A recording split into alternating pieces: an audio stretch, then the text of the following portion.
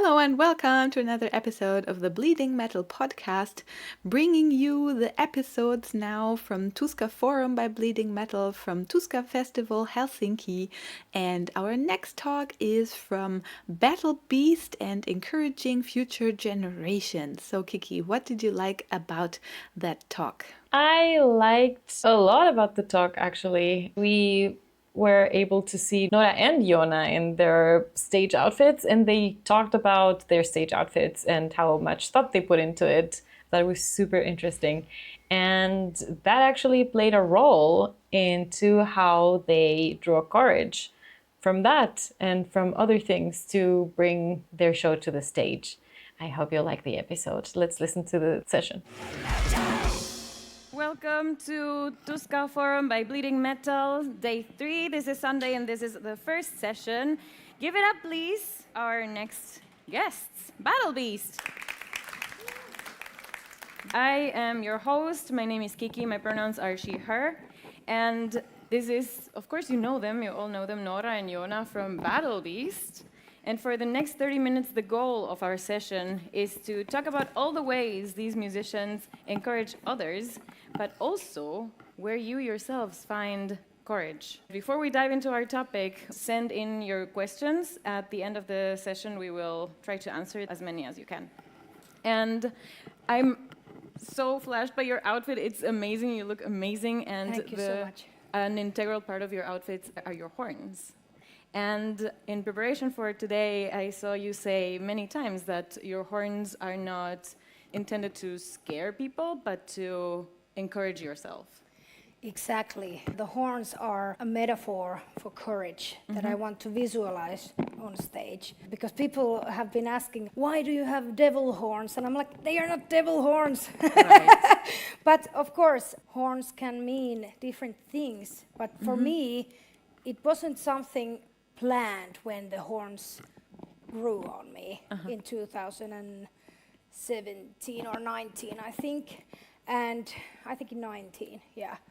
Because on each album, I'm having like a metamorphosis. I want to be reborn visually and inside as an artist. And I also think that Battle Beast also with each album, we make this metamorphosis and make our new skin with our music, trying to be always even a little bit better than the previous album. So when the horns grew on me, it was like I had a vision that something is missing in my outfit, but I didn't know yet until I saw this vision of me with horns and crown. And then I was like, yes, I need to have horns, like a horn crown.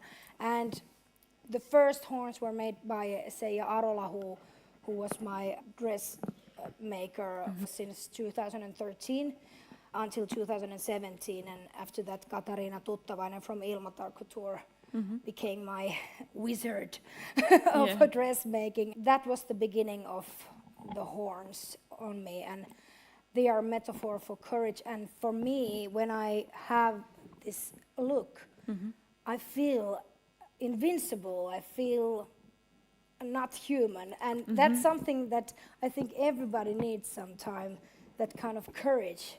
And my outfit helps me, even though I'm not always using them, but it helps me on stage and off stage, because I can also take the kind of state of mind outside the stage and in my normal life without the horns, without the look. And yeah, we all have, like, if we put a certain shirt or some certain thing on you that gives you that confidence that I feel good about myself and now I can face the world. And that's the whole idea of me showing people in a dramatic way that show yourself, be yourself, dress as you like, to be confident and also to love yourself. I think dressing up just for yourself, to make yourself feel good, is the best thing that you can do, you know. Yes.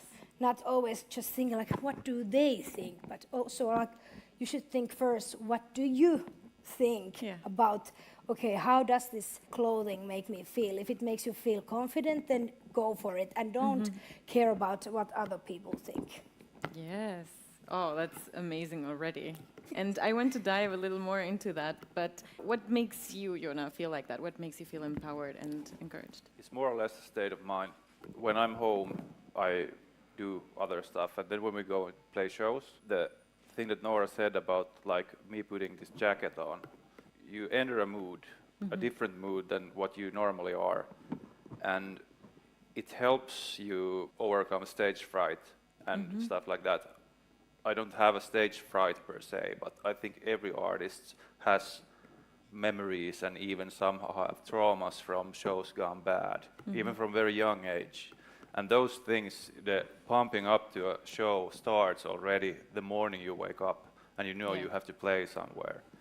And clothing actually helps you very much leave your normal self a bit behind, and then you get pumped up like, okay, I'm hitting that stage there. This helps. These letters and these studs actually help to like get, okay, now it's for real. It's the same kind of attitude that you have when, let's say you go to a wedding and you put on that black suit. It gives you dignity. You look very good because you're supposed to look good when you go celebrate someone getting married or something. This is the same thing. We're kind of celebrating this, that we play, and everyone who wants to are listening, and that's the communion. And if I go there with a t-shirt and bad jeans, it works for someone, but it maybe does not work for us like that, because we're behind the clothes, we are regular people, so we need to take the beast mode on somehow. And I think Noora's creativity with the clothing is so big that we also, the guys, it helps us look like a band that actually thinks about these things quite a lot. And I think that's just another dimension in our art to express stuff. The clothes. Express our music and the world of Battle Beast. Yeah, because Beast it's more. Verse. Yeah, pretty much a band is always more than just music. Exactly. Everything you do is a statement of a sort. So our statement looks like this. Some other bands look different. But even if you choose not to wear costumes and stuff, that's also a statement, which works very well for some bands. So there's a way for everyone. And essentially, I think courage is what we all need when we hit those stages, because we are normal people. Can you share with us some of those stories before we go onwards on that, because I want to talk so much more about that. Do you have one of those maybe bad memories of shows gone bad that you could share with us? Well, I've had experiences with my horns sometimes not attached well enough, and then I'm like, oh shit, I feel like it's gonna fall off, and I'm like, oh, no. Running to the monitor guy and kind of put some pins on me, and things that people don't usually see, but funny now, but at the moment it's terrifying. Funny. Also, I needed to tell a story about the nightmares. Usually in the end of having our album done, because now we are close to releasing the new album, I start to get these terrible, terrible nightmares about being late and not having enough time to put my horns on and put my look on and going with my sneakers and stuff on stage. And but those nightmares kind of make myself ready for any kind of situation. I have to have this inside and not be afraid of not having this on, if that happens sometime. And I know it's possible, and I don't want people to necessarily need to have something superficial to feel confident. But as a performer, what I want to give people on stage is that when you see me, when I give my energy to you, I want you to feel so energized and empowered that you can take that feeling back home and feel invincible, and that you can do anything in your life. And that's my whole goal. Yes. And the reason why I do this. Oh, that's beautiful. And also, people come to see you, not your horns. So, worst case scenario, I think it would be great still. Yes, yes. And I can always do like this or like be like this. Yeah. One horn. But whatever. The thing is that, like I said, the horns and the outfit, like one thing also to add on to express ourselves and our band, our music, our Your whole vision. idea, the vision. And for me, besides music, it's the thing that I have always been, since I was a little girl, I used to draw clothing and I wanted to be a dressmaker in some point. But then I've always also just been drawn to be a singer and a performer. But now I can also design my clothes with my dressmaker and I can combine all my dream professions. And yeah, it's really nice. Yeah. It's really nice. Awesome. Was that a conversation that you had to have as a band to transport the concept of the stage clothing to everyone? I don't think so. No? We've had that discussion many times, and we've also thought about it, of course. Like we fight about stuff in bands. But I think back in 19, was it the Hollywood album? Yeah, with Katarina, yeah. Yeah, when you actually started like Making make armors. this make this huge. It was white, the original Silver. colored. Yeah, that dress and horns and everything. I think the band was more like, okay, we need to look like her as parts of that, you know. Yeah, taking influences. Like taking influences, because I can't play guitar if I have those on. That's completely impossible. So, for instance, I don't have anything here because the guitar is here. I don't have everything here because I need to pull back these before I start playing. I can't have them. So, all the details are done to support what you do on stage. Because Noora holds a microphone, so she can look insane and sing. Yeah. But if I have a guitar, I need to be able to move, so my clothes are very much less. There are guitarists, like in Lordi, for example, that play with insane armors, but I can't do that. So it was a discussion, but I think we made it more or less that we will look like her, but with some elements that let us be us, because I wear a coat, Eero, our bass player, has a vest, because he wanted one. So then everyone also influences what they want to wear. I think Janne wears this super cool studded, what's it called in English? Kauluspaita. T-shirt, but with buttons. Yeah, a button something like T-shirt, that. like, look, I don't know, does Yeah. anyone know? yeah. So everyone can like add what they want, and then we just make it look similar, and that's. Yeah. I think that's amazing. Everyone has their own style, Yes. but having kind of different influences from my outfit. So Yeah. Combined. that makes us Yeah. melt together. Yeah, and Noora, Yeah. Noora keeps like the creative process in her hands. And when Yeah. she has a vision, she sends us pictures, and we're like, okay, let's look like that, but how would I look? Then Yeah. this, So they feel comfortable with it. Yeah. And for me, this whole planning started already over 2 years ago with the previous album. So it's another big whole project besides the album.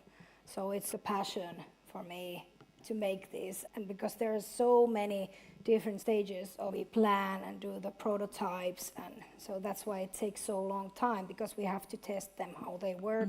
Okay, this didn't work, what other thing do we do? I say that we are in a laboratory kind of trying things, what works and what doesn't, and yeah, it's super interesting. Yes, because even if you don't have an instrument on you, you also move a lot on stage and need that freedom and comfort as well. Yes, and we have created a lot of new innovative ways to make stage clothes comfortable, and I can breathe in them. I don't feel like I'm gonna die on stage because of the heat. So we have improved during the years all the different techniques, and now we also got some new stuff coming for the upcoming shows in the end of the year when we have our new album coming, because we have taken in some IT engineering and electrical stuff in the clothing. So I'm really excited that it's not only dressmaking, but it's also science combined into this. So it's Yeah. really cool. You're innovating with technology in Yeah. clothes. That's amazing. What Joona was saying as well before that I find super interesting, every choice we make is a statement, even the choices of creative expression. And what I personally encourage, especially musicians, to do is to be open about important stuff that we all as humans experience. So we talk a lot about feminism and mental health, even politics, because all the time we're sending those messages, Yes. be it with clothes or saying things on stage. Yes. What are the causes that you are vocal about in that sense? All the things that you just mentioned. I want people to understand that we are on their side. Everyone. It doesn't matter who you are always welcome to our show. And we want people to feel safe and happy and free at our shows, always. And that's the biggest priority for us, I think. What do you Yes, think? I think Battle Beast, like the red line in our band is empowerment, also through music, visual signals and stuff. It's not about making the most brutal death metal in the world, you know. The songs are very emotional, like songwriters' own stories are interwoven in the songs. So it's very much about empowering and, like Noora said, being you and being whatever you want to be. That's the core message in our band. In every aspect, all statements as we do on stage are about that. Yeah. Yes, and I want people, well, just from my personal side, I want people to understand what feminism is. That it's not about being like an angry bitch yelling about their female rights. It's about equal rights. It's about everyone.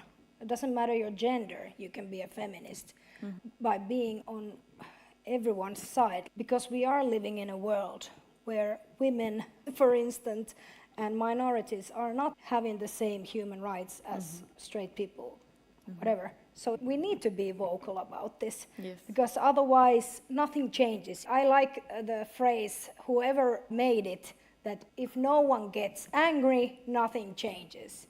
In Finnish, it sounds much better. Jos kukaan ei suutu, mikään ei muutu.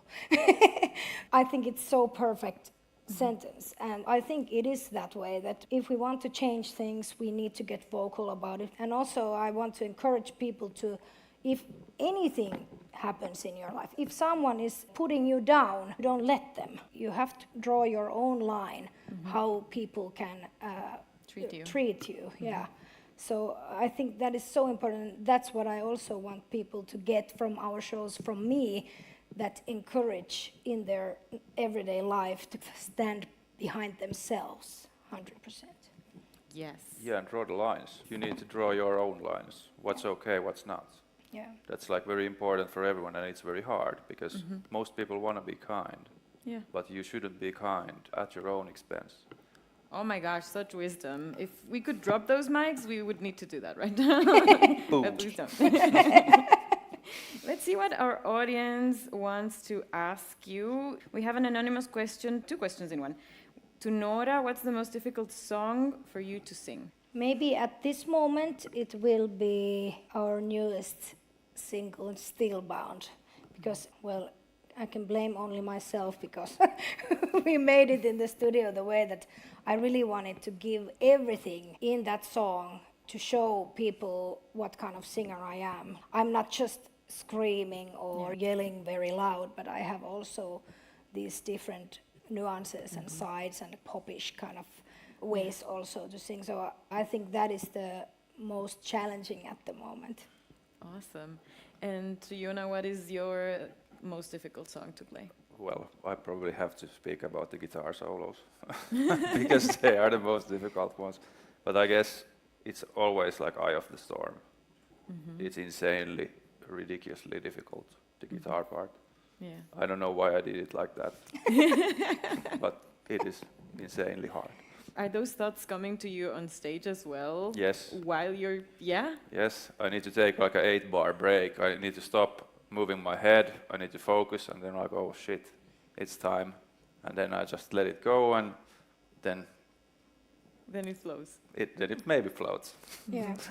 Sometimes it doesn't. Yeah, you never know when you hit it. Like, Yeah. and you never know when the blackouts come also. Yeah. 2 days ago, I forgot almost whole verse of Armageddon, even though I had gone through the words before the show. And I really didn't expect it. And I'm like, na na na na na na na na na. It You was did so that on funny. stage? And I was just waiting, like, when are these words coming? But yeah, they Yeah. eventually came.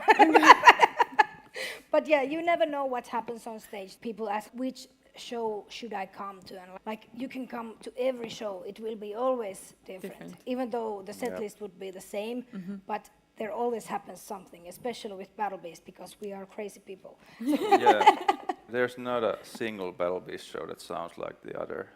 Like something always happens. Like someone does always something, but that's normal.